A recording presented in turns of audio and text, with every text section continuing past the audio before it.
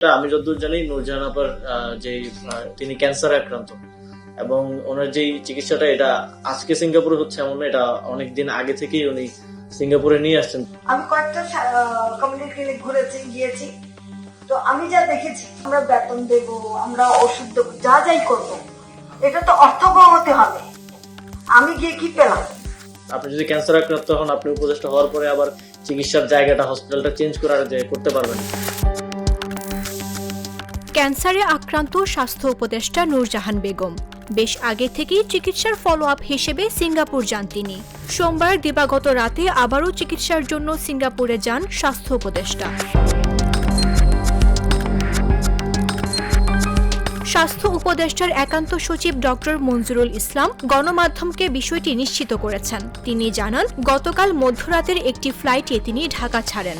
সেখানে চিকিৎসা শেষে বুধবার দিবাগত রাতে তার দেশে ফেরার কথা রয়েছে। কর্তা যদি বলে এটা আমার কাজ না, তাহলে মনিটরিংটা কে করবে, সুপারভিশনটা কে করবে? ও গেল কোন এটা নিশ্চিত করবে কে? তবে সেখানকার কোন হাসপাতাল, কোন বিভাগে কোন চিকিৎসকের তত্ত্বাবধানে চিকিৎসা নিচ্ছেন স্বাস্থ্য উপদেষ্টা সে বিষয়ে কিছু জানা যায়নি। তবে এই খবর গণমাধ্যমে আসার পর থেকেই শুরু হয় সমালোচনা। জ্যেষ্ঠ সাংবাদিক ও রাজনৈতিক বিশ্লেষক মাসুদ কামাল এই ঘটনার সমালোচনা করে লিখেছেন, গত 1 বছরেরও বেশি সময় ধরে অসুস্থ ভদ্রমহিলার হাতেই দেশের স্বাস্থ্য খাত। এ সময়ে তিনি এত কাজ করেছেন যে দেশের স্বাস্থ্যসেবাকে নিজের চিকিৎসার জন্য উপযুক্তও মনে করছেন না।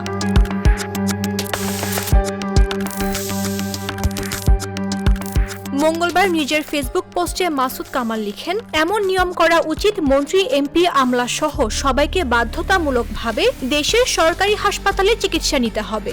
যদি একান্তই বিদেশে যাওয়ার প্রয়োজন স্থানীয় চিকিৎসকরা মনে করেন, সেক্ষেত্রে ব্যয় নিজেকেই বহন করতে হবে। তাহলে দেশের চিকিৎসা ব্যবস্থার উন্নতি যেমন হবে, তেমনি জনগণের অর্থেরও অপচয় হবে না।